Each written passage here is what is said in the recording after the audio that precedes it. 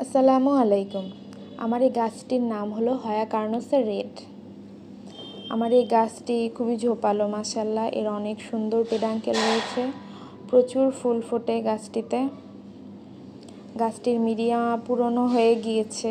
একে আমি 2 বছর আগে রিপোর্ট করেছিলাম। টপটাও ছোট হয়ে গেছে, মিডিয়াটাও পুরনো। কয়লা মিডিয়াতে গাছ খুব বেশি রিপোর্ট করতে হয় না। এর গোড়াতে আমি অল্প কিছু নারিকেলের ছোবা দিয়েছিলাম। ছোবাটা নষ্ট হয়ে গিয়েছে, গাছের খুব একটা ভালো গ্রোথ হচ্ছে না, বিধায় আমি এই গাছটিকে বড় টবে রিপোর্ট করব। আর রিপোর্ট করতে যেয়ে দেখি আমার গাছের গোড়াটার খুবই খারাপ অবস্থা। এই জন্য এর গাছের গোড়াটা আমি ভালোভাবে কেটে ফাঙ্গিসাইড দিয়ে শুকিয়ে নেওয়ার পর একে আমি টাইট করে নারিকেলের ছোবাতে রিপোর্ট করেছি। নারিকেলের ছোবাতে হয়া প্রজাতির গাছগুলো খুব তাড়াতাড়ি সেট হয়ে যায়।